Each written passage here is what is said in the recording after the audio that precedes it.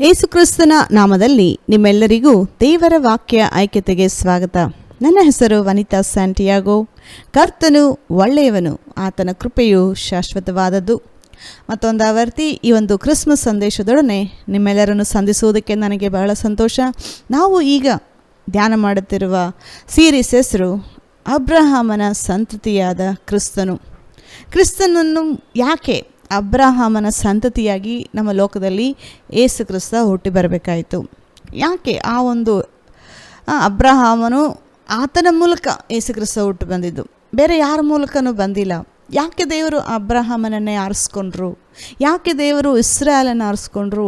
ಅದಾದಮೇಲೆ ಯಾಕೆ ಬೆತ್ಲೆಹೇಮ್? ಇದೆಲ್ಲದಕ್ಕೂ ಕಾರಣ ಇದೆ. ಬೈಬಲಲ್ಲಿ ಯಾವುದನ್ನು ಸತ್ಯವೇದದಲ್ಲಿ ದೇವರು ಸುಮ್ಮನೆ ಅನ್ನಿಸ್ತು, ಅನ್ನಿಸಿದ್ದಕ್ಕೆ ನಾನು ಮಾಡಿದೆ ಅಂತ ದೇವರು ಮಾಡಿಲ್ಲ. ಯಾವ ಕಾರ್ಯನೂ ದೇವರು ನೀತಿಯ ನ್ಯಾಯಾಧೀಶ. ದೇವರು ಮಾಡೋ ಒಂದೊಂದು ಕಾರ್ಯಗಳಲ್ಲೂ ಒಂದು ಜ್ಞಾನ ಅಡಕವಾಗಿದೆ, ಅದರಲ್ಲಿ ನ್ಯಾಯ ಇದೆ, ಅದರಲ್ಲಿ ಒಂದು ಆಳವಾದ ಅರ್ಥ ಇದೆ, ಆಳವಾದ ಸತ್ಯ ಇದೆ. ಅದನ್ನು ನಾವು ತಿಳ್ಕೊಬೇಕು. ಸೊ ಈ ಒಂದು ಸೀರೀಸಲ್ಲಿ ನಾವು ಅಬ್ರಹಾಮನ ಸಂತತಿಯಾದ ಕ್ರಿಸ್ತನು ಅನ್ನೋ ವಿಷಯದಲ್ಲಿ ನಾವು ಧ್ಯಾನ ಮಾಡ್ತಾಯಿದ್ದೀವಿ. ನಾವೀಗ ಪ್ರಾರ್ಥನೆ ಮಾಡಿಕೊಡೋಣ. ಪ್ರಾರ್ಥನೆ ಮಾಡೋದಕ್ಕಿಂತ ಮುಂಚೆ ಈ ಒಂದು ವಿಷಯ ಯಾಕೆ ಧ್ಯಾನ ಮಾಡ್ತಾಯಿದ್ದೀವಿ ಅಂತ ಒಂದು ಕೆಲವು ವಿಷಯ ಹೇಳ್ತೀನಿ. ಯಾಕೆಂದರೆ ಇವಾಗ ನಾವು ಯೇಸು ಕ್ರಿಸ್ತನನ್ನು ನಾವೆಲ್ಲರೂ ಅಂಗೀಕಾರ ಮಾಡಿಕೊಂಡು ಒಪ್ಕೊಂಡಿದ್ದೀವಿ ನಮ್ಮ ದೇವರು ಅಂತ. ಆದರೆ ಕೆಲವು ವಿಷಯದಲ್ಲಿ ನಾವು ಈ ಒಂದು ವಿಷಯದಲ್ಲಿ ಸಾಕ್ಷಿ ಕೊಡುವಾಗ ಜನರಿಗೆ ಅದೆಂಗೆ ಇಸ್ರಾಯೇಲಲ್ಲಿ ತಾನೇ ಹುಟ್ಟಿದ್ದು, ಮನುಷ್ಯನಾಗಿ ತಾನೇ ಹುಟ್ಟಿದ್ದು, ಹೆಂಗೆ ದೇವರಾದ ಅಂತ ಹೇಳಿ ನಿಮ್ಮನ್ನು ಯಾರಾದರೂ ಕ್ವಶನ್ ಕೇಳಬೇಕಾದ್ರೆ ನೀವು ನಂಬಿದ್ದೀರಾ ದೇವ್ರನ್ನ? ಯೇಸು ಕ್ರಿಸ್ತ ನಿಜವಾದ ದೇವರು ಅಂತ ನಂಬಿದ್ದೀರಾ. ಆದರೆ ಅದನ್ನು ಡಿಫೆಂಡ್ ಮಾಡೋಕ್ಕೆ ಬರೋದಿಲ್ಲ ಎಷ್ಟೊಂದು ಜನಕ್ಕೆ. ಯಾಕೆ ಕೊಟ್ಟದ, ಏನು ಕೊಟ್ಟಿದ್ರು ಅಲ್ಲಿ ಅಂತ. ಇಸ್ರಾಯೇಲ್ ದೇವರು ನಮ್ಮ ದೇವರು, ಫಾರಿನ್ ದೇವ್ರನ್ನ ನೀವು ಒಪ್ಕೊಂಡಿದ್ದೀರಾ ಅಂತ ನಮಗೆ ಹೇಳೋವಾಗ ನಾವು ಅದನ್ನು ಡಿಫೆಂಡ್ ಮಾಡೋದಕ್ಕೆ ಕೂಡ ಕಲ್ತ್ಕೋಬೇಕು. ಅದು ಯಾಕೆ ದೇವರು ಇಸ್ರಾಯೇಲ್ರಿಗೆ ಮಾತ್ರ ದೇವರಾ? ಅಲ್ಲುಟ್ಟಿದ್ದಕ್ಕೆ ಅವ್ರಿಗೆ ಮಾತ್ರ ದೇವರಾ? ನಮಗೂ ಆತನ ದೇವರು. ಅದು ನಾವು ನಂಬಿದ್ದೀವಿ. ಆದರೆ ಅದು ಯಾವ ರೀತಿ ಅಂತ ಹೇಳಿ ವಚನಗಳನ್ನ ಧ್ಯಾನ ಮಾಡಿ ತಿಳ್ಕೊಳ್ಳುವಾಗ ನಿಮಗೆ ಇನ್ನೂ ಒಂದು ಯಾರನ್ನ ಕ್ವಶನ್ ಕೇಳಬೇಕಾದ್ರೆ ನಿಮಗೆ ಆನ್ಸರ್ ಕೊಡೋದಕ್ಕೆ ನಿಮ್ಮ ಹತ್ರ ಆನ್ಸರ್ ಇರುತ್ತೆ. ಸೊ ಅದಕ್ಕೆ ಈ ಒಂದು ವಿಷಯನ ಧ್ಯಾನ ಮಾಡ್ತಾಯಿದ್ದೀವಿ. ಅದು ಮಾತ್ರ ಅಲ್ದಿರ ನಾವು ಯಾಕೆ ಆದಾಮನ ಪಾಪ, ಆದಾಮ ಬಿದ್ದು ಹೋಗಿದ್ದ, ಆದಾಮ ಯಾವ ರೀತಿ ಪಾಪಕ್ಕೊಳಗಾದ ಅಂತ ಹೇಳಿ ಯಾಕೆ ಧ್ಯಾನ ಮಾಡ್ತಾಯಿದ್ದೀವಿ ಅಂದರೆ, ಪಾಪದಲ್ಲಿ ಬಿದ್ದಿದ್ದೀವಿ ಅನ್ನೋ ಒಂದು ಕಾನ್ಸೆಪ್ಟ್ ಮನುಷ್ಯನಿಗೆ ಗೊತ್ತಾದ್ರೇ ಆ ಒಂದು ಬಿಡುಗಡೆ, ಆ ಒಂದು ರಕ್ಷಣೆ ಅನ್ನೋದಕ್ಕೆ ನಮ್ಗೆ ಒಂದು ಅರ್ಥ ಗೊತ್ತಾಗೋದು. ಯಾಕೆಂದರೆ ಯಾವುದರಿಂದ ಬಿಡಿಸಲ್ಪಟ್ಟಿದ್ದೀವಿ ಅಂತ ಹೇಳುವಾಗ ಅದು ಎಷ್ಟು ಭಯಂಕರವಾಗಿತ್ತು, ಎಷ್ಟು ಮೋಸವಾಗಿತ್ತು. ದೇವರು ನನ್ನದಿಂದ ಬಿಡಿಸಿದ್ರು, ಅದರಿಂದ ನನಗೆ ಎಷ್ಟೊಂದು ಪ್ರಯೋಜನಗಳು ಇದೆ. ಇವಾಗ ನೋಡಿ, ಯೇಸು ಕ್ರಿಸ್ತ ಇಸ್ರಾಯೇಲಲ್ಲಿ ಹುಟ್ಟೋದಕ್ಕೆ ನನಗೇನಪ್ಪ ಪ್ರಯೋಜನ ಅಂತ ಹೇಳಿ ಕೆಲವರು ಅನ್ಕೋಬೋದು. ಇದೆ, ಅದು ಒಂದು ಪ್ರಯೋಜನ ಇರೋದ್ರಿಂದನೇ ಇದೆಲ್ಲ ಬೈಬಲಲ್ಲಿ ರೆಕಾರ್ಡಾಗಿ ದೇವ್ರು ನಮಗೆ ಕೊಟ್ಟಿರೋದು. ಅದನ್ನು ನಾವು ಧ್ಯಾನ ಮಾಡಿ ತಿಳ್ಕೊಬೇಕು. ಸೊ ಇದನ್ನು ಕೆಲವು ವಿಷಯದಲ್ಲಿ ನೋಡ್ಕೊಳ್ಳೋಣ. ನಾವೀಗ ಪ್ರಾರ್ಥನೆ ಮಾಡಿಕೊಡೋಣ. ನಮ್ಮನ್ನು ಬಹಳವಾಗಿ ಪ್ರೀತಿಸುವಂಥ ಪರಲೋಕದಲ್ಲಿರುವ ನಮ್ಮ ತಂದೆಯಾದ ದೇವರೇ, ಯೇಸು ಕ್ರಿಸ್ತನ ನಾಮದಲ್ಲಿ ನಿಮ್ಮ ಸನ್ನಿಧಾನಕ್ಕೆ ಬರುತ್ತೇವೆ. ದೇವರೇ, ನೀನು ಒಳ್ಳೆಯವನು, ನಿನ್ನ ಕೃಪೆಯು ಶಾಶ್ವತವಾದದ್ದು. ನೀವು ಲೋಕದ ಮೇಲೆ ಎಷ್ಟೋ ಪ್ರೀತಿಯನ್ನಿಟ್ಟು ನಿಮ್ಮ ಒಬ್ಬನೇ ಮಗನನ್ನು ನಮಗೋಸ್ಕರ ನೀವು ಕೊಟ್ಟಿದ್ದೀವ ದೇವ.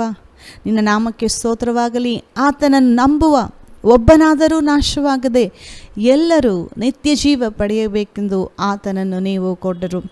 ದೇವರೇ, ನಿನ್ನ ನಾಮಕ್ಕೆ ಸ್ತೋತ್ರವಾಗಲಿ. ದೇವರೇ, ಈ ವಚನ ಕೇಳಿಸಿಕೊಳ್ಳುವಂಥ ಪ್ರತಿಯೊಬ್ಬರಿಗೂ ಯೇಸು ಕ್ರಿಸ್ತನ ವಿಷಯವಾದ ಸತ್ಯಗಳನ್ನು ನೀವು ಪ್ರಕಟಪಡಿಸಬೇಕಾಗಿ ಬೇಡ್ತೀನಿ ಕರ್ತನೆ. ಕೇಳಿಸಿಕೊಳ್ಳುವಂಥ ಪ್ರತಿಯೊಂದು ಕಿವಿಗಳನ್ನು ಆಶೀರ್ವದಿಸು ಮತ್ತು ಅವರ ಹೃದಯಗಳನ್ನು ತೆರೆದು ಈ ಒಂದು ವಚನ ಎಲ್ಲರೂ ಒಪ್ಪಿಕೊಳ್ಳುವಂತೆ ನೀವು ನಿಮ್ಮ ಪವಿತ್ರಾತ್ಮನ ಮೂಲಕ ನಮ್ಮೆಲ್ಲರಿಗೂ ವಚನವನ್ನು ಕೊಡಬೇಕಾಗಿ ಬೇಡ್ತೀನಿ ಕರ್ತನೆ. ನಮ್ಮೊಂದಿಗಿದ್ದು ನೀವು ನಡೆಸೋದಕ್ಕೋಸ್ಕರ ನಿಮಗೆ ಸ್ತೋತ್ರ. ಯೇಸು ಕ್ರಿಸ್ತನ ನಾಮದಲ್ಲಿ ಬೇಡಿ ಹೊಂದಿದ್ದೇವೆ, ಜೀವವುಳ್ಳ ನಮ್ಮ ತಂದೆಯೇ, ಆಮೇನ್. ನಾವು ಕಳೆದ ವಾರ ಕೆಲವು ವಿಷಯ ನೋಡ್ಕೊಂಡ್ವಿ. ಆದಾಮ ಯಾವ ರೀತಿ ಪಾಪದಲ್ಲಿ ಬಿದ್ದ ಅಂತ. ಪಾಪದಲ್ಲಿ ಬಿದ್ದಿದ ತಕ್ಷಣ ಏನಾಯಿತು, ದೇವರು ಆದಾಮನಿಗೆ ಭೂಮಿಯೆಲ್ಲ ದೊರೆತನ ಮಾಡು ಅಂತೇಳಿ ಕೊಟ್ಟಿದ್ರು. ಭೂಮಿ, ಅದರಲ್ಲಿ ಇರುವಂಥ ಪಶು ಜಂತುಗಳು ಎಲ್ಲದರ ಮೇಲೂ ದೇವರ ಅಧಿಕಾರ ಕೊಟ್ಟರು. ಹೆಣ್ಣು ಸಿಂಪಲಾಗಿ ಹೇಳ್ಬೇಕಂದ್ರೆ ಭೂಮಿನೇ ಆದಾಮನ ಕೈಲಿ ಕೊಟ್ಬಿಟ್ಟು ಮನುಜ ಕುಲನ ನೀವು ಆಳ್ರಿ, ಮನುಜ ಕುಲಕ್ಕೆ ದೇವರು ಭೂಮಿಯನ್ನು ಕೊಟ್ಟಿದ್ದನು ಅಂತ ಹೇಳಿ ಒಂದು ವಚನ ಕೀರ್ತನೆಯಲ್ಲಿ ಕೂಡ ಇದೆ. ಸೊ ನೀವು ಇದನ್ನು ಆಳಿರಿ, ವಶಪಡಿಸಿಕೊಳ್ಳಿರಿ, ದೊರೆತನ ಮಾಡಿರಿ ಅಂತ ಹೇಳಿ ದೇವರು ಸರ್ವಭೂಮಿಯನ್ನು ಆದಾಮನ ಕೈಲಿ ಒಪ್ಪಿಸ್ಕೊಟ್ರು. ಆದರೆ ಆದಾಮ ಏನು ಮಾಡಿದ ಒಂದು ತಿಂದಿದ ಹಣ್ಣಿನ ವಿಷಯವಾಗಿ ದೇವರಿಗೆ ವಿರೋಧವಾಗಿ ಪಾಪ ಮಾಡ್ದ. ಯಾರಿಗೆ ಅವಾಗ ಏನಾಯಿತು ಅಂದರೆ, ತಿಂದಿದ ತಕ್ಷಣ ಆದಾಮ ಸೈತಾನನ ಕೆಳಗಡೆ ಬಂದ. ನೀವು ಹೇಳ್ಬೋದು, ಅದು ಹೆಂಗಾಗುತ್ತೆ? ಹಣ್ಣು ತಿಂದಿದ ತಕ್ಷಣ ದೇವ್ರ ಕೆಳಗಡೆಯಿಂದ ಅವನು ಹೋಗಿ ಸೈತಾನನ ಕೆಳಗಡೆ ಹೇಗೆ ಬಂದ, ಹಿಂಗಾಗುತ್ತೆ ಅದು ಅಂತ ಹೇಳಿ ನೀವು ನನ್ನನ್ನು ಪ್ರಶ್ನೆ ಮಾಡ್ಬೋದು. ಅದಕ್ಕೊಂದು ವಚನ ಇದೆ, ವಚನ ಓದೋಣ ನಾವು. ರೋಮಾಪುರದವರಿಗೆ ಬರೆದ ಪತ್ರಿಕೆ 6ನೇ ಅಧ್ಯಾಯ. ಸತ್ಯವೇದನ ಇಂಟರ್ಪ್ರಿಟ್ ಮಾಡಬೇಕು. ನೋಡಿ, ನಾವು ಏನೇ ವಚನ ಇಲ್ಲಿ ಪ್ರೀಚ್ ಮಾಡಿದ್ರೂ ನಮ್ಮ ಸ್ವಂತ ಬೋಧನೆ ಅಲ್ಲ. ಇದು ಬೈಬಲಲ್ಲಿ ದೇವರು ರೆಕಾರ್ಡ್ ಮಾಡಿ ಇಟ್ಟಿದ್ದಾರೆ. ಅದನ್ನು ಬಿಡಿಸಿ ಹೇಳೋದು ನಮ್ಮ ಕೆಲಸ, ಬೋಧಕರದು. ಸೊ ಅದಕ್ಕೆ ಓದೋಣ. ರೋಮಾಪುರದವರಿಗೆ ಬರೆದ ಪತ್ರಿಕೆ 6ನೇ ಅಧ್ಯಾಯ ಮತ್ತು 16ನೇ ವಚನ. ನೀವು ಯಾವನಿಗೆ ದಾಸರಂತೆ ವಿಧೇಯರಾಗುತ್ತೇವೆಂದು ನಿಮ್ಮನ್ನು ಒಪ್ಪಿಸಿಕೊಡಿಸುತ್ತೀರೋ ಆ ಯಜಮಾನನಿಗೆ ದಾಸರಾಗಿಯೇ ಇರುವಿರೆಂಬುದು ನಿಮಗೆ ಗೊತ್ತಿಲ್ಲವೋ? ಪಾಪಕ್ಕೆ ದಾಸರಾದರೆ ಮರಣವೇ ಫಲ, ನಂಬಿಕೆ ಎಂಬ ವಿಧೇಯತ್ವಕ್ಕೆ ದಾಸರಾದರೆ ನೀತಿಯೇ ಫಲ. ಇದು ಪೌಲ ರೋಮಾಪುರದವರಿಗೆ ಬರೆದ ಇರುವಂಥ ಪತ್ರಿಕೆ. ಇದು ಇಲ್ಲಿ ಒಂದು ಪಾಪ ದಾಸತ್ವ ಅನ್ನೋದನ್ನು ಕೆಲವು ವಿಷಯಲ್ಲಿ ಎಕ್ಸ್ಪ್ಲೇನ್ ಮಾಡಿ ಬರೆದಿದ್ದಾರೆ. ಇಲ್ಲಿ ನೀವು ಯಾವನಿಗೆ ದಾಸರಂತೆ ವಿಧೇಯರಾಗುತ್ತೇವೆಂದು ನಿಮ್ಮನ್ನು ಒಪ್ಪಿಸ್ಕೊಡ್ತೀರೋ ಅವರು ನಿಮಗೆ ಯಜಮಾನ ಆಗ್ತಾರೆ, ನೀವು ಅವರಿಗೆ ದಾಸರಾಗ್ತೀರಾ ಅಂತ ಹೇಳಿ ಇಲ್ಲಿ ಬರೆದಿರೋದು. ಆದಾಮ ಆ ಒಂದು ಹಣ್ಣು ತಿನ್ನುವಾಗ ಸೈತಾನನಿಗೆ ದಾಸನಾದ. ಯಾಕೆ ಅಂತಂದರೆ, ಸೈತಾನ ಹೇಳಿದ್ದು ಮಾಡಿದ್ದಕ್ಕೆ. ದೇವ್ರು ಹೇಳಿದ್ರು ತಿನ್ನಬೇಡ ಅಂತ ಹೇಳಿದರು, ಸೈತಾನ ಹೇಳ್ದ ತಿನ್ನು ಏನೂ ಆಗಲ್ಲ ಅಂತ. ಸೊ ಇವನೇನು ಮಾಡ್ದ? ದೇವ್ರು ಹೇಳ್ದಂಗೆ ಕೇಳ್ದಿರ ತಿಂದರೆ ಏನೂ ಆಗಲ್ಲ ಅಂತ ಹೇಳಿ ಸೈತಾನ ಹೇಳ್ದಂಗೆ ಕೇಳ್ದ. ಸೊ ಸೈತಾನ ಹೇಳ್ದಂಗೆ ಕೇಳಿದ್ದಕ್ಕೆ ಇವನು ಸೈತಾನ ಆದಾಮನಿಗೆ ಯಜಮಾನ ಆಗ್ಬಿಟ್ಟ. ಇವಾಗ ಅದೇ ಇಲ್ಲಿ ಬರೆದಿರೋದು, ದಾಸನಾದ, ಪಾಪಕ್ಕೆ ದಾಸನಾದಾಗ ಏನಾಯಿತು? ಆ ಪಾಪದಿಂದ ಲೋಕಕ್ಕೆ ಸಾವು ಬಂತು, ಶಾಪ ಬಂತು, ಭೂಮಿಯೇ ಶಪಿಸಲ್ಪಟ್ಟಿತು. ನೋಡೋಣ, ಅದಾದಮೇಲೆ ನಾವು ಓದ್ತೀವಲ್ಲ, ದೇವರು ಆದಾಮನ್ನು ಶಪಿಸ್ತಾರೆ, ಅವಳನ್ನ ಶಪಿಸ್ತಾರೆ. ಆದಾಮನ್ನು ಶಪಿಸುವಾಗ ದೇವರು ಹೇಳ್ತಾರೆ, ನಿನ್ನ ನಿಮಿತ್ತವಾಗಿ ಭೂಮಿಗೆ ಶಾಪ ಬಂತು. ಸೊ ಶಾಪ ಬಂದ್ಬಿಡ್ತು. ಆವಾಗ ಏನಾಗುತ್ತೆ? ಆ ಒಂದು ಹಣ್ಣು ತಿಂದಾಗ ಆತನು ದೇವರ ಕೆಳಗಡೆಯಿಂದ ಹೋಗಿ ಸೈತಾನನ ಕೆಳಗಡೆ ಬಂದ. ಇವಾಗ ಸೈತಾನ ಯಜಮಾನ. ಇವಾಗ ಇದು ಸಿಚುವೇಶನ್ನು. ಇನ್ಮೇಲೆ ಏನಾಗುತ್ತೆ ಅಂದರೆ, ಇನ್ನು ಆದಾಮನಿಂದ ಬರೋರು ಎಲ್ಲರೂ, ಆದಾಮನಿಂದ ಹುಟ್ಟೋ ಮಕ್ಕಳು, ಆದಾಮನಿಂದ ಬರೋ ಎಲ್ಲ ಸಂತತಿ ಪಾಪನೇ ಮಾಡ್ತಾರೆ ಹುಟ್ಟಿದಾಗಿಂದ. ನೋಡಿ, ನಾವು ಕಾಯಿನ ಬಗ್ಗೆ ಓದ್ತೀವಿ ಆದಿಕಾಂಡ 4ನೇ ಅಧ್ಯಾಯದಲ್ಲಿ. ಕಾಯಿನ ಏಬೆಲ ಇಬ್ಬರು ಕಾಣಿಕೆ ಅರ್ಪಿಸೋಕೆ ಹೋಗಿದ್ದಾರೆ. ದೇವರು ಏಬೆಲನ ಕಾಣಿಕೆನ ಒಪ್ಕೊತಾರೆ, ಕಾಯಿನನ ಕಾಣಿಕೆನ ರಿಜೆಕ್ಟ್ ಮಾಡ್ತಾರೆ, ಒಪ್ಕೊಳ್ಳಲ್ಲ ದೇವರು. ಅದು ಯಾಕೆ ಅಂತ ಒಳಗಡೆ ಇವಾಗ ನಾವು ಹೋಗೋದು ಬೇಡ, ಯಾಕೆಂದರೆ ನನ್ನ ಟಾಪಿಕ್ ಅದಲ್ಲ. ಅದು ರೀಸನ್ ಇದೆ ದೇವರು ಯಾಕೆ ಒಪ್ಕೊಂಡಿಲ್ಲ ಅಂತ. ಇವನಿಗೆ ದೇವರು ನನ್ನ ಕಾಣಿಕೆ ಒಪ್ಕೊಂಡಿಲ್ಲ ಅಂಥೇಳಿ ಕೋಪ ಬರುತ್ತೆ ಕಾಯಿನನಿಗೆ. ದೇವರು ಬಂದಲ್ಲಿ ಎಕ್ಸ್ಪ್ಲೇನ್ ಮಾಡ್ತಾಯಿದ್ದಾರೆ ಯಾಕೆ ಕಾಣಿಕೆ ಒಪ್ಕೊಂಡಿಲ್ಲ ಅಂತ. ನೀನು ಸರಿಯಾದ ಕೆಲಸ ಮಾಡಿದರೆ ನಿನ್ನನ್ನು ನಾನು ಒಪ್ಕೊಳ್ತಾ ಇರಲಿಲ್ವಾ? ಆ ಒಂದು ವಚನ ಓದೋಣ, ಬಹಳ ಚೆನ್ನಾಗಿದೆ. ದೇವರೇ ಬಂದು ಕಾಯಿನನ ಹತ್ರ ಮಾತಾಡ್ತಾ ಇದ್ದಾರೆ ಇಲ್ಲಿ. ಯೆಹೋವನು ಅವನಿಗೆ ಯಾಕೆ ಕೋಪ ಮಾಡ್ಕೊಂಡಿದ್ದಾನೆ, ದೇವರು ಮಾತಾಡ್ತಾ ಇದ್ದಾರೆ ಬಂದಿಲ್ಲಿ. ನಿನ್ನ ತಲೆ ಯಾಕೆ ಬೊಗ್ಗಿತು? ಒಳ್ಳೆ ಕೆಲಸ ಮಾಡಿದರೆ ನಿನ್ನ ತಲೆ ಎತ್ತಲ್ಪಡುವುದಿಲ್ಲವೇ? ಅಲ್ಲದಿದ್ದರೆ ಪಾಪವು ನಿನ್ನನ್ನು ಹಿಡಿಯಬೇಕೆಂದು ಬಾಗಿಲಿನಲ್ಲಿ ಹೊಂಚಿಕೊಂಡಿರುವುದು. ದೇವರು ವಾರ್ನಿಂಗ್ ಕೊಡ್ತಾ ಇದ್ದಾರೆ. ಇವಾಗ ಆಲ್ರೆಡಿ ಸೈತಾನ ಪ್ರೇರೇಪಿಸೋಕೆ ಹೋಗ್ತಾ ಇದ್ದಾನೆ, ನಿನ್ನ ತಮ್ಮನ್ನು ಕೊಲ್ಲು ಅಂತ. ಕೋಪದಲ್ಲಿರುವಾಗೆ ಸೈತಾನ ಜಾಸ್ತಿ ಕಾರ್ಯಗಳು ಮಾಡೋದು. ಕೋಪದಲ್ಲಿರ್ಬೇಕಾದ್ರೆ ದೇವರು ಬಂದು ಹೇಳ್ತಾ ಇದ್ದಾರೆ, ಕೋಪ ಮಾಡ್ಕೋಬೇಡ, ಹೊಂಚೆ ಆಗ್ತಾ ಇದ್ದಾನೆ ಸೈತಾನ. ಪಾಪ ಹೃದಯದ ಬಾಗಿಲ ಹತ್ರ ಬಂದಿದೆ, ಕಾಯ್ಕೊಂಡಿದೆ, ನಿನ್ನ ಮೇಲೆ ಅದು ಆಳಬೇಕು ಅಂತ ಕಾಯ್ಕೊಂಡಿದೆ. ನೀನು ಅದಕ್ಕೆ ಒಳಗಾಗಬೇಡ, ನೀನು ಅದನ್ನು ವಶಪಡಿಸಿಕೋ ಅಂತ ಹೇಳಿ ತಂದೆ ಇಳಿದು ಬಂದು ದೇವರು ವಾರ್ನಿಂಗ್ ಕೊಡ್ತಾ ಇದ್ದಾರೆ, ಮಾಡಬೇಡ ಇದು ಅಂತ. ಇಷ್ಟೆಲ್ಲ ವಾರ್ನಿಂಗ್ ಕೊಟ್ಟಾದ್ಮೇಲೂ ಅವನೇನು ಮಾಡ್ತಾನೆ, ದೇವರ ಮಾತು ಕೇಳ್ತೀರಾ ಇಲ್ಲೂ ಸಹ ಆತನೇನು ಮಾಡ್ತಾನೆ, ಸೈತಾನನಿಗೆ ಒಳಗಾಗ್ತಾನೆ. ಕೋಪದಿಂದ ಪಾಪ ಮಾಡಿ ಆತನು ತನ್ನ ತಮ್ಮನನ್ನೇ ಸಾಯಿಸ್ತಾ ಇದ್ದಾನೆ. ಅಲ್ಲಿ ಒಂದು ಕಾಣಿಕೆಗೋಸ್ಕರ, ಕಾಣಿಕೆ ಅವ್ನು ಅಕ್ಸೆಪ್ಟ್ ಮಾಡಿದ್ರು ಇವ್ನು ಅಕ್ಸೆಪ್ಟ್ ಮಾಡಿಲ್ಲ ಅನ್ನೋ ದೊಡ್ಡ ವಿಷಯನ, ಆದರೆ ಅವನದು ದೊಡ್ಡದಾಗಿ ತಗೊಂಡು ತಮ್ಮನನ್ನೇ ಸಾಯಿಸ್ಬಿಟ್ಟ. ಇವನ ಕಾರ್ಯಗಳು ಸರಿ ಇರಲಿಲ್ಲ, ಆದರೆ ಇವನು ನನ್ನ ಕಾರ್ಯ ಸರಿ ಇಲ್ಲ ಅಂತ ಹೇಳ್ತಾ ಇಲ್ಲ, ತಮ್ಮನ್ನು ಕೊಂದಾಕ್ತ. ಆಗಿನ ಕಾಲದಲ್ಲಿ ಎಷ್ಟು ಜನ ಇದ್ದರು ಭೂಮಿ ಮೇಲೆ? 4 ಜನ ನೋಡಿ, ತಮ್ಮನ್ನೇ ಸಾಯಿಸ್ಬಿಟ್ಟ. ಏನು ಕೇಳ್ತಾ ಇದ್ದೀನಿ ಇವೆಲ್ಲ ಅಂತಂದರೆ, ಒಳಗಾಗ್ತಾ ಇದ್ದಾರೆ ಪಾಪಕ್ಕೆ. ಯಾಕೆ ಪಾಪ ಮಾಡ್ತಾ ಇದ್ದಾರೆ ಅಂತಂದರೆ, ಆ ಒಂದು ಪಾಪದ ಸ್ವಭಾವ ಬಂದುಬಿಟ್ಟಿದೆ. ಪಾಪದ ಸ್ವಭಾವ ಬಂದಿರೋದಕ್ಕೆ, ಆ ಸ್ವಭಾವ ಆದಾಮನಿಂದ ಹುಟ್ಟೋರಿಗೆ ಎಲ್ಲರಿಗೂ ಇರುತ್ತೆ ಈ ಸ್ವಭಾವ. ಅದಕ್ಕೆ ಇನ್ನೊಂದು ವಚನ ಪೌಲ ಹೇಳ್ತಾ ಇದ್ದಾನೆ, ಅದೇ ರೋಮಪುರ 5ನೇ ಅಧ್ಯಾಯ 12ನೇ ವಚನ. ಈ ವಿಷಯ ಹೇಗೆಂದರೆ, ಒಬ್ಬ ಮನುಷ್ಯನಿಂದಲೇ ಪಾಪದಿಂದ ಮರಣವು ಲೋಕದೊಳಗೆ ಸೇರಿದವು. ನೋಡಿ, ಒಬ್ಬ ಮನುಷ್ಯನಿಂದ ಪಾಪ, ಆದಾಮ ಹಣ್ಣು ತಿಂದಿದ್ರ ಬಗ್ಗೆ ಹೇಳ್ತಾ ಇರೋದಿಲ್ಲಿ. ಆ ಪಾಪದಿಂದ ಶಾಪ ಬಂತು, ಅದರಿಂದ ಲೋಕಕ್ಕೆ ಮರಣ ಬಂತು, ಲೋಕದೊಳಗೆ ಮರಣವು ಸೇರಿದವು. ಸೊ ಲೋಕದಲ್ಲಿ ಒಂದು ಮರಣ ಎಲ್ಲ ಕಡೆ ವ್ಯಾಪಿಸಿತು ಅಂತ ಇದೆ. ಎಲ್ಲರೂ ಪಾಪ ಮಾಡಿದ್ದರಿಂದ ಮರಣವು ಹೇಗೂ ಎಲ್ಲರಲ್ಲಿಯೂ ವ್ಯಾಪಿಸಿತು. ಹೀಗೆ ಎಲ್ಲರೂ ಪಾಪ ಮಾಡಿದ್ದರಿಂದ ಮರಣವು ಹೀಗೆ ಎಲ್ಲರಲ್ಲಿಯೂ ವ್ಯಾಪಿಸಿತು.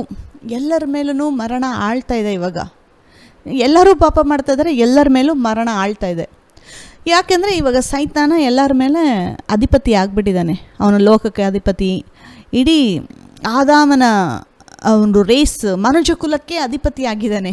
ಇವಾಗ ಎಲ್ಲರನ್ನೂ ಆಳ್ತಾ ಇದ್ದಾನೆ. ಒಂದು ಸ್ವಭಾವ ಬಂದಿರೋದ್ರಿಂದ ಎಲ್ಲರೂ ಪಾಪ ಮಾಡ್ತಾಯಿದ್ದಾರೆ. ಈ ಒಂದು ಪಾಪ ಅನ್ನೋದು, ದೇವರಿಗೆ ಅವಿಧೇಯತ್ವ ಅನ್ನೋದು ಬಹಳ ಮೋಸವಾಗಿ ಸ್ಪ್ರೆಡ್ ಆಗ್ತಾಯಿದೆ ಇಲ್ಲಿ. ಇವಾಗ ಇದಾದಮೇಲೆ 6ನೇ ಅಧ್ಯಾಯದಲ್ಲಿ ನಾವು ಓದ್ತೀವಿ, ಆದಿಕಾಂಡ 6, ಇನ್ನೂ ಮೋಸವಾಗ್ತಾ ಇದೆ ಒಂದು ಸಿಚುವೇಶನ್ನು. ಅಲ್ಲೇನೆಂದರೆ ಇಡೀ ಲೋಕನೇ ಕೆಟ್ಟೋಗಿ ಕೂತ್ಕೊಂಡಿದೆ ಅಂತ ದೇವ್ರು ಹೇಳ್ತಾ ಇದ್ದಾರೆ. ಆ ವಚನ ಓದೋಣ, ಆದಿಕಾಂಡ 6 11ನೇ ವಚನ. ಭೂಲೋಕದವರು ದೇವರ ದೃಷ್ಟಿಗೆ ಕೆಟ್ಟು ಹೋಗಿದ್ದರು, ಅನ್ಯಾಯವು ಲೋಕವನ್ನು ತುಂಬಿಕೊಂಡಿತ್ತು. ಅನ್ಯಾಯ, ಯಾರೂ ನೀತಿ ಮಾಡ್ತಾ ಇಲ್ಲ, ಯಾರೂ ನ್ಯಾಯ ಮಾಡ್ತಾ ಇಲ್ಲ. ದೇವರು ಲೋಕವನ್ನು ನೋಡಿದಾಗ ಅದು ಕೆಟ್ಟು ಹೋಗಿತ್ತು. ಭೂನಿವಾಸಿಗಳೆಲ್ಲರೂ ತಮ್ಮ ನಡವಳಿಕೆಯಲ್ಲಿ ಕೆಡಿಸಿಕೊಂಡಿದ್ದರು. ಎಲ್ಲರೂ, ಭೂಮಿ ಮೇಲಿರೋ ಜನ ಫುಲ್ಲು ಅಲ್ಲಿ ಒಂದು ಅಮಾಯಕ ರಕ್ತ ಚೆಲ್ತಾಯಿದ್ರು. ಇವಾಗ ನೋಡಿ, ಇಸ್ರಾಯೇಲ್ಗೆ ಆಗಿರೋದು ಒಂದು ಇಡೀ ಲೋಕದಲ್ಲಿ ದೊಡ್ಡ ನ್ಯೂಸ್ ಆಗಿದೆ. ಆ ಹಮಾಸ್ ಬಂದು ಇಸ್ರಾಯೇಲ್ಗೆ ಏನು ಮಾಡಿದ್ರು, ಆಗಿನ ಕಾಲದಲ್ಲಿ ಯಾರ್ಯಾರು ವೀಕ್ ಆಗಿದ್ರೋ ಎಲ್ಲರ ಮೇಲೂ ಆ ರೀತಿ ಮಾಡ್ತಾಯಿದ್ರು. ಆ ಜೆನೋಸೈಡ್, ವೈಲೆನ್ಸ್, ಮಸಕರ್ ಅನ್ನೋದು ಆವಾಗ ನೋವಿನ ಕಾಲದಲ್ಲಿ ಬಹಳ ಮೋಸವಾಗಿ ನಡೀತಾ ಇತ್ತು ಸಿಚುವೇಶನ್ನು. ಅಷ್ಟು ಮೋಸ. ಇದು ನಡೆದಿರೋ ಒಂದು ಇನ್ಸಿಡೆಂಟ್ಗೆ ಲೋಕ ಅದು ತಪ್ಪು ಅಂತ ಹೇಳ್ತದೆ. ನಿಜಾನೇ, ಅದು ಖಂಡಿಸ್ಬೇಕು ನಾವು. ಆದರೆ ಆ ನೋವಿನ ಕಾಲದಲ್ಲಿ ಇಡೀ ಲೋಕನೇ ಆ ರೀತಿ ಇತ್ತು. ಎಷ್ಟು ಭಯಂಕರವಾಗಿರಬೇಕು, ನೆನೆಸ್ಕೊಳ್ತೀರಲ್ವ ಅದನ್ನು? ಅಷ್ಟು ಮೋಸವಾಗಿದೆ. ಭೂನಿವಾಸಿಗಳೆಲ್ಲರೂ ಕೆಟ್ಟು ಹೋಗಿದ್ದಾರೆ. ಭೂನಿವಾಸಿಗಳೆಲ್ಲರೂ ಕೆಟ್ಟದ ಆಲೋಚನೆ ಮಾಡ್ತಾಯಿದ್ದಾರೆ. ದೇವರಿಗೆ ಭಯಪಡೋರು ಒಬ್ಬರೂ ಇಲ್ಲ, ದೇವರನ್ನು ಮೆಚ್ಚಿಸೋರು ಒಬ್ಬರೂ ಇಲ್ಲ, ದೇವರಿಗೆ ವಿಧೇಯರಾಗಬೇಕು ಅಂತ ಹೇಳಿ ಪರಿತಾಪ ಪಡೋರು ಒಬ್ಬರೂ ಇಲ್ಲ. ಎಲ್ಲರೂ ಕೆಟ್ಟೋಗಿದ್ದಾರೆ. ತಮಗಿಷ್ಟ ಬಂದಿದ್ದು ಮಾಡ್ತಾಯಿದ್ದಾರೆ, ತಮಗೆ ಅನಿಸಿದ್ದು ಮಾಡ್ತಾಯಿದ್ದಾರೆ. ಕೊಲೆ ಮಾಡಬೇಕು ಅಂದರೆ ಕೊಲೆ ಮಾಡ್ತಾಯಿದ್ದಾರೆ, ವ್ಯಭಿಚಾರ ಮಾಡಬೇಕು ಅಂದರೆ ವ್ಯಭಿಚಾರ ಮಾಡ್ತಾಯಿದ್ದಾರೆ. ಈ ರೀತಿ ಲೋಕನೇ ಕೆಟ್ಟು ಹೋಗಿದೆ, ನಡವಳಿಕೆ ಕೆಟ್ಟು ಹೋಗಿದೆ. ಸೊ ಇವಾಗ ಏನು ಮಾಡೋದು ಈ ಸಿಚುವೇಶನ್ಗೆ? ಬೇರೆ ಯಾವುದೂ ರೆಮಿಡಿ ಇಲ್ದಿರ ದೇವ್ರು ಏನು ಮಾಡಿದ್ರು, ಪ್ರಳಯ ತೊಗೊಂಡು ಬರಬೇಕಾಗೋ ಸಿಚುವೇಶನ್ ಬಂತಲ್ಲಿ. ರಿಪೇರ್ ಮಾಡೋಕ್ಕಾಗ್ತಾಯಿಲ್ಲ, ಅಲ್ಲಿ ಅಷ್ಟವರೆಗೂ ಕೆಟ್ಟೋಗಿದೆ. ದೇವರು ಪ್ರಳಯ ತೊಗೊಂಡು ಬಂದಾಗ ನೋವನ್ ಫ್ಯಾಮಿಲಿನ ಮಾತ್ರ ದೇವರು ಕಾಪಾಡ್ತಾರೆ. ಅದು ದೇವರ ದಯೆನೇ ಕಾಪಾಡಿದ್ದು. ಮತ್ತು ನಾವು 11ನೇ ಅಧ್ಯಾಯದಲ್ಲಿ ಇದಾದಮೇಲೆ ನೋವನ ಸಂತತಿ, ನೋವನಿಂದ ಬಂದ ಜನ ಏನು ಮಾಡ್ತಾರೆ, ಆ ಬಾಬೆಲ್ ಟವರ್ನ ಕಟ್ಟಕ್ಕೆ ಹೋಗ್ತಾಯಿದ್ದಾರೆ. ಬಾಬೆಲ್ ಟವರ್ ಎಲ್ಲ ಭೂನಿವಾಸಿಗಳೆಲ್ಲ ಒಂದು ಕಡೆ ಬಂದು ಒಂದೇ ಭಾಷೆ ಇತ್ತು. ನಾವು ಪರಲೋಕದವರೆಗೂ ಒಂದು ದೊಡ್ಡ ಟವರ್ ಕಟ್ಟೋಣ, ಪರಲೋಕದವರೆಗೂ ರೀಚ್ ಆಗಬೇಕದು, ನಾವೆಲ್ಲೂ ಚೆದರಿ ಹೋಗೋದು ಬೇಡ, ಇಲ್ಲೇ ಇರೋಣ. ಇದೇನು ನಡೀತಾ ಇದೆ ಇಲ್ಲಿ ಅಂತಂದರೆ, ಬಾಬೆಲ್ ಗೋಪುರ ದೇವರಿಗೆ ವಿರುದ್ಧವಾಗಿ ಮಾಡ್ತಾ ಇರೋದು ಇದು. ದೇವರು ಎಲ್ಲ ಕಡೆ ಚೆದರಿ ನೀವು ಅಭಿವೃದ್ಧಿ ಹೊಂದಿ ಎಲ್ಲ ಕಡೆ ಡಿಸ್ಪರ್ಸ್ ಆಗಬೇಕು ಅಂತ ದೇವರು ಹೇಳಿದ್ದು. ಇವ್ರೇನು ಮಾಡ್ತಾರೆ, ನಾವು ಡಿಸ್ಪರ್ಸ್ ಆಗಲ್ಲ, ಇಲ್ಲೇ ಇರ್ತೀವಿ, ಪರಲೋಕದವರೆಗೂ ನಾವು ಗೋಪುರ ಕಟ್ತೀವಿ, ನೀವು ಹೇಳಿದಕ್ಕೆ ನಾವು ವಿರೋಧವಾಗಿ ಮಾಡ್ತೀವಿ ಅಂತ ಎಲ್ಲೂ ರೆಬೆಲಿಯನ್ನೇ ನಡೀತಾ ಇರೋದು. ಅವಿತ್ಯತ್ವ, ದೇವರಿಗೆ ವಿರೋಧವಾಗಿ ಮಾಡ್ತಾ ಇದ್ದಾರೆ. ಇವೆಲ್ಲ ಭಾಳ ಸೀರಿಯಸ್ ಆಗ್ತಾಯಿದೆ. ದೇವರೇ ಕೆಳಗಡೆ ಇಳಿದು ಬಂದು ಭಾಷೆನ ತಾರುಮಾರು ಮಾಡಿ ಬೇರೆ ಬೇರೆ ಕಡೆ ಎಲ್ಲರನ್ನೂ ಸ್ಪ್ರೆಡ್ ಮಾಡ್ತಾರೆ ದೇವರು. ಸೊ ಲೋಕ ಈ ರೀತಿ ಇರಬೇಕಾದ್ರೆ, ಪರಿಸ್ಥಿತಿಗಳು, ಆ ಒಂದು ಭೂಮಿಯ ಕಂಡೀಷನ್ನು, ಮನುಷ್ಯರ ಕಂಡೀಷನ್ನು ಇಷ್ಟು ಮೋಸವಾಗಿರಬೇಕಾದ್ರೆ ಏಸು ಕ್ರಿಸ್ತ ಇಂಥ ಒಂದು ಫ್ಯಾಮಿಲಿಲಿ ಹುಟ್ಟು ಬರೋಕ್ಕಾಗುತ್ತಾ? ಯೋಚನೆ ಮಾಡಿ. ಕಾಯಿನ ಏಸು ಕ್ರಿಸ್ತನಿಗೆ ತಂದೆ ಆಗಿದ್ದರೆ ಏನಾಗ್ತಾಯಿತ್ತು? ಯೋಚನೆ ಮಾಡಬೇಕಲ್ವಾ? ಅಬ್ರಾಹ್ಮನ ಸಂತತಿಯಾಗೇ ಹುಟ್ಟು ಬರಬೇಕು ಅಂದರೆ ರೀಸನ್ ಇದೆ. ಲೋಕ ಕೆಟ್ಟೋಗಿದೆ. ಒಬ್ಬ ಮನುಷ್ಯನು ದೇವರನ್ನು ಮೆಚ್ಚಿಸ್ಬೇಕು, ದೇವರಿಗೆ ವಿಧೇಯರಾಗಿ ನಡಿಬೇಕು, ದೇವರಿಗೆ ಭಯಪಟ್ಟು ನಡಿಬೇಕು. ದೇವರು ಅಂತ ಒಬ್ಬರು ಇದ್ದಾರೆ, ಆತನಿಗೆ ನಾನು ಭಯಪಡಬೇಕು, ಆತನಿಗೆ ನಾನು ಲೆಕ್ಕ ಕೊಡಬೇಕು, ನಾನು ತಪ್ಪು ಮಾಡ್ತಾಯಿದ್ದೀನಿ ಅನ್ನೋ ಒಂದು ಮನೋಭಾವನೆ ಒಬ್ರಿಗೂ ಇಲ್ಲ. ತಪ್ಪು ಮಾಡ್ತಾಯಿದ್ದೀವಿ ಅಂಥೇಳಿ ದೇವ್ರಿಗೆ ಅರಿಕೆ ಮಾಡಿದವರು ಒಬ್ಬರೂ ಇಲ್ಲ ಇಲ್ಲಿ. ತಪ್ಪು ಮಾಡ್ಕೊಂಡೇ ಹೋಗ್ತಾ ಇದ್ದಾರೆ, ಪಾಪದಲ್ಲಿ ಮುಂದುವರ್ಸ್ಕೊಂಡೇ ಹೋಗ್ತಾ ಇದ್ದಾರೆ. ಕೆಟ್ಟದ್ದು ಕಂಟಿನ್ಯೂಸ್ ಆಗಿ ಆಗ್ತಾನೇ ಇದೆ, ಇನ್ನು ಭಾಳ ವೈಲೆಂಟಾಗಿ ಸ್ಪ್ರೆಡ್ ಆಗ್ತಾನೇ ಇದೆ. ಸೊ ಇಂಥ ಸಂದರ್ಭದಲ್ಲಿ ದೇವರು ಆಲ್ರೆಡಿ ಆದಿಕಾಂಡದಲ್ಲಿ ಹೇಳಿದ್ದಾರೆ, ಸ್ತ್ರೀಯ ಸಂತಾನ ಬರುತ್ತೆ, ನಿನ್ನ ತಲೆಯನ್ನು ಜಜ್ಜುತ್ತೆ, ನೀನು ಅದರ ಹಿಮ್ಮಡಿಯನ್ನು ಕಚ್ಚುವಿ, ನಿನ್ನ ತಲೆಯನ್ನು ಜಜ್ಜಿಬಿಟ್ಟು ಎಲ್ಲ ಬೀಗದ ಕೈಗಳನ್ನು ನಾನು ವಾಪಸ್ ತಗೊತೀನಿ ಅಂತ ಹೇಳಿ ದೇವರು ಆಲ್ರೆಡಿ ಪ್ರವಾದನೆ ನುಡಿದಿದ್ದಾರೆ ಯೇಸು ಕ್ರಿಸ್ತನ ಬಗ್ಗೆ. ಇವಾಗ ಮೆಸ್ಸಯ್ಯ ಹುಟ್ಟು ಬರಬೇಕು. ಸೊ ಇಂಥ ಸಿಚುವೇಷನಲ್ಲಿ ಮೆಸ್ಸಯ್ಯ ಹುಟ್ಟು ಬರಬಾರ್ದು ಅಂತಲೇ ಸೈತಾನ ಇಷ್ಟು ಕಾರ್ಯ ಮಾಡ್ತಾ ಇರೋದು. ಕಾಯಿನ ಮೂಲಕ ಮತ್ತು ಭೂನಿವಾಸಿಗಳೆಲ್ಲರ ಮೂಲಕ, ಬಾಬೆಲ್ ಗೋಪುರ, ಇದೆಲ್ಲ ಸೈತಾನನ್ನೇ ಪ್ರೇರೇಪಿಸ್ತಾ ಇರೋದು. ಸೈತಾನನಿಗೆ ಒಳಗಾಗಿ ಹೆಚ್ಚು ಪಾಪ ಮಾಡ್ತಾನೆ ಇದ್ದಾರೆ. ಸೈತಾನ ಇದಕ್ಕೆ ಏನಕ್ಕೆ ಮಾಡ್ತಾ ಇದ್ದಾನೆ ಅಂದರೆ, ಆ ಒಂದು ಸ್ತ್ರೀಯ ಸಂತಾನ ಬರಬಾರ್ದು, ಎಲ್ಲ ಸಂತಾನನ ನಾನು ಕೆಡಿಸ್ಬೇಕು, ಎಲ್ಲ ಸಂತಾನ ದೇವ್ರ ಮುಂದೆ ಒಂದು ತಪ್ಪು ಮಾಡಿದ್ರು ನನ್ನನ್ನು ಯಾರೂ ಆಳಕ್ಕಾಗಲ್ಲ ಅಂತ ಅವನಿಗೆ ಗೊತ್ತು. ಇವಾಗ ಯಾರು ಬರಬೇಕು ಅಂತಂದರೆ, ಲೋಕದಲ್ಲಿ ಮನುಷ್ಯ ಕುಲನ ಬಿಡುಗಡೆ ಮಾಡಬೇಕು ಅಂತಂದರೆ, ಒಂದು ತಪ್ಪು ಮಾಡಿದಿರ ದೇವರಿಗೆ ಎಲ್ಲದರಲ್ಲೂ ಮೆಚ್ಚಿಸೋ ಒಬ್ಬ ಮೆಸ್ಸಯ್ಯ ಬರಬೇಕು. ಅದು ಮನುಷ್ಯರ ಕೈಲಿ ಆಗಲ್ಲ. ಇವಾಗ ದೇವರಾಗಿ ಯುದ್ಧ ಮಾಡೋಕ್ಕಾಗಲ್ಲ. ಯಾಕೆಂದರೆ ಮನುಷ್ಯನಾಗಿ ಆದಾಮ ತನ್ನ ಎಲ್ಲ ಪ್ರಿವಿಲೇಜಸ್ನ ಕಳ್ಕೊಂಡಿದ್ದು. ದೇವದೂತನೂ ದೇವರು ಕಳ್ಸೋಕ್ಕಾಗಲ್ಲ. ಯಾಕೆಂದರೆ ದೇವದೂತನಿಗೆ ದೇವರು ಭೂಮಿನ ಕೊಟ್ಟಿಲ್ಲ. ಭೂಮಿ ಕೊಟ್ಟಿದ್ದು ದೇವರು ಆದಾಮನ ಕೈಯಲ್ಲೇ. ಮನುಷ್ಯನಾಗಿ ಆತನ ಕಳ್ಕೊಂಡ್ಬಿಟ್ಟ. ಇವಾಗ ದೇವರು ಸೈತಾನನ ವಿರೋಧವಾಗಿ ಯುದ್ಧ ಮಾಡೋದು ದೇವರ ಲೆಕ್ಕದಲ್ಲಿ ಅದು ಅನ್ಯಾಯ. ಸೊ ಮನುಷ್ಯನೇ ಯುದ್ಧ ಮಾಡಬೇಕು ಇವಾಗ ಸೈತಾನನ ವಿರೋಧವಾಗಿ. ಮನುಷ್ಯನಾಗಿಯೇ ಆ ಒಂದು ಎಲ್ಲ ಅಧಿಕಾರನ, ಆ ಒಂದು ಎಲ್ಲ ಸೈತಾನ ಏನೇನು ಕದ್ಕೊಂಡಿದ್ದಾನೋ, ಆ ಒಂದು ಏದೇನ್ ತೋಟದಲ್ಲಿ ದೇವರ ಆಶೀರ್ವಾದ ಮಾಡಿರೋದು, ಆ ಒಂದು ಏದೇನ್ ತೋಟದ ಆ ಒಂದು ಸಮೃದ್ಧಿ ಎಲ್ಲ ವಾಪಸ್ ಬರಬೇಕು ಅಂದರೆ ಮನುಷ್ಯನಾಗೇ ಒಬ್ಬರು ಸೈತಾನಿಗೆ ವಿರೋಧವಾಗಿ ಯುದ್ಧ ಮಾಡಿ ಅದನ್ನು ವಾಪಸ್ ತೊಗೊಂಬರ್ಬೇಕು. ಸೊ ಯೇಸು ಕ್ರಿಸ್ತ ಮೆಸ್ಸಯ್ಯ ಹುಟ್ಟು ಬರಬಾರ್ದು ಅಂತ ಹೇಳಿ ಸೈತಾನ ಇಷ್ಟು ಅನಾಚಾರ ಮಾಡ್ತಾ ಇರೋದು. ಓಕೆ, ನನ್ನ ಸಂತತಿನೇ ಕೆಡಿಸ್ಬಿಟ್ರೆ ಮೆಸ್ಸಯ್ಯ ಬರೋದಿಲ್ಲ ಅಂತ ಹೇಳಿ ಎಷ್ಟು ಮೋಸವಾಗಿ ಎಲ್ಲರ ಕಡೆ ಮಾಡ್ತಾಯಿದ್ದಾನೆ. ಈ ಸಮಯದಲ್ಲಿ ನೋಡಿ, ದೇವರು ಒಂದು ಪ್ಲ್ಯಾನ್ ಇಟ್ಟಿದ್ರು. ಅದಕ್ಕೆ ದೇವರು ಅಬ್ರಹಾಮನನ್ನು ಬಾಬಿಲೋನಿಂದ ಕರೆದ್ರು ಆಚೆ. ನೀನು ನಿನ್ನ ಸಂತತಿಯನ್ನು, ಓಕೆ ಆ ವಚನ ಓದೋಣ. ಆದಿಕಾಂಡ 12:1-3. ಯೆಹೋವನು ಅಬ್ರಹಾಮನಿಗೆ, ನೀನು ಸ್ವದೇಶವನ್ನು, ಬಂಧು ಬಳಗವನ್ನು, ತಂದೆಯ ಮನೆಯನ್ನು ಬಿಟ್ಟು ನಾನು ತೋರಿಸುವ ದೇಶಕ್ಕೆ ಹೊರಟು ಹೋಗು. ನಾನು ನಿನ್ನನ್ನು ದೊಡ್ಡ ಜನಾಂಗವಾಗುವಂತೆ ಮಾಡಿ ಆಶೀರ್ವದಿಸಿ ನಿನ್ನ ಹೆಸರನ್ನು ಪ್ರಖ್ಯಾತಿಗೆ ತರುವೆನು. ನೀನು ಆಶೀರ್ವಾದ ನಿಧಿಯಾಗುವಿ. ನಿನ್ನ ಮೂಲಕ ಭೂಲೋಕದ ಎಲ್ಲ ಕುಲದವರಿಗೆ ಆಶೀರ್ವಾದ ಉಂಟಾಗುವುದು ಎಂದು ಹೇಳಿದನು. ಇಲ್ಲಿ ದೇವರು ಅಬ್ರಹಾಮನನ್ನು ಕರೀತಾ ಇದ್ದಾರೆ. ಅಬ್ರಹಾಮನನ್ನು ಕರೆದಿದ್ದಕ್ಕೆ ದೇವರು ಒಂದು ದೊಡ್ಡ ಪ್ಲ್ಯಾನ್ ಇದೆ. ಅಬ್ರಹಾಮನ ದೇವರು ಕರೆದಿರೋದು ಏನಕ್ಕೆ ಅಂತಂದರೆ, ಒಂದು ಆಜ್ಞೆ ಕೊಟ್ಟರು ಅಬ್ರಹಾಮನಿಗೆ, ನಿನ್ನ ಸ್ವದೇಶವನ್ನು ಬಿಟ್ಟು, ಬಾಬಿಲೋನ್ ದೇಶವನ್ನು ಬಿಟ್ಟು ನಾನು ಹೇಳಿರುವಂಥ ಕಾನಾನ್ ದೇಶದಲ್ಲಿ ನೀನು ವಾಸ ಮಾಡಬೇಕು. ಈ ಒಂದು ಕಂಡೀಷನ್ನು ದೇವರು ಕೊಡ್ತಾ ಇರೋದು. ನೀನು ಬಾಬಿಲೋನ್ ಬಿಡಬೇಕು, ಬಾಬಿಲೋನ್ಗೆ ವಾಪಸ್ ಹೋಗಬಾರ್ದು, ಕಾನಾನ್ ದೇಶದಲ್ಲೇ ಇರಬೇಕು. ನೀನು ಈ ರೀತಿ ಮಾಡೋದಾದರೆ ನಿನ್ನನ್ನು ನಾನು ಒಂದು ದೊಡ್ಡ ಜನಾಂಗ ಮಾಡ್ತೀನಿ. ದೊಡ್ಡ ಜನಾಂಗ ಮಾಡಿ ನಿನ್ನನ್ನು ಆಶೀರ್ವಾದ ಮಾಡ್ತೀನಿ. ನೀನು ಅನೇಕರಿಗೆ ಆಶೀರ್ವಾದ ನಿಧಿಯಾಗಿರುವಿ. ಅದಾದಮೇಲೆ ನಿನ್ನ ಮೂಲಕ ಭೂಲೋಕದ ಎಲ್ಲ ಜನಾಂಗದವರು ಆಶೀರ್ವಾದ ಹೊಂದುವರು ಅಂತ. ಈ ಎಲ್ಲ ಆಶೀರ್ವಾದಗಳು ಅಬ್ರಹಾಮನ ಜೀವನದಲ್ಲಿ ನೆರವೇರಬೇಕು ಅಂತಂದರೆ ಆತನು ಬಾಬಿಲೋನ್ಗೆ ಹೋಗಬಾರ್ದು, ಮತ್ತೆ ಆತನು ಕಾನಾನ್ ದೇಶದಲ್ಲೇ ಇರಬೇಕು. ಒಂದು ಆಜ್ಞೆನೇ ಅಬ್ರಹಾಮನಿಗೆ ದೇವರು ಕೊಟ್ಟಿದ್ದು. ಆದಾಮನಿಗೂ ದೇವರು ಒಂದೇ ಆಜ್ಞೆ ಕೊಟ್ಟಿದ್ದು, ಹಣ್ಣನ್ನು ತಿನ್ನಬೇಡ. ಹಣ್ಣನ್ನು ತಿಂದಿದ ತಕ್ಷಣ ಅವನು ಅವಿಧೇಯನಾದ. ಇನ್ನು ಸೈತಾನ ಹಂಗೆ ನೋಡಿ, ದೇವರು ಮಾಡಬೇಡ ಅನ್ನೋದು ಸೈತಾನ ಮಾಡು ಅಂತ ಹೇಳ್ತಾನೆ. ಅದೇ ಅವಿಧೇಯತ್ವ. ಅಬ್ರಹಾಮ ನೋಡಿ ಪರ್ಫೆಕ್ಟಾಗಿರಲಿಲ್ಲ ಎಲ್ಲ ವಿಷಯದಲ್ಲೂ. ಏನು ತಪ್ಪು ಮಾಡಿದಿರಾ, ಆತನಲ್ಲಿ ಪಾಪದ ಸ್ವಭಾವ ಇಲ್ಲ ಅಂತ ಹೇಳೋಕ್ಕಾಗಲ್ಲ. ಆತನು ಆದಾಮನಿಂದ ಹುಟ್ಟು ಬಂದವನೇ, ಆತನ ಸ್ವಭಾವದಲ್ಲೂ ಪಾಪವಿತ್ತು. ಆದರೆ ಅಬ್ರಹಾಮನ್ನ ದೇವರು ಯೂಸ್ ಮಾಡ್ಬೋದಾಗಿತ್ತು ಆ ಒಂದು ಮೆಸ್ಸಯ್ಯ ಹುಟ್ಟು ಬರೋದಕ್ಕೆ.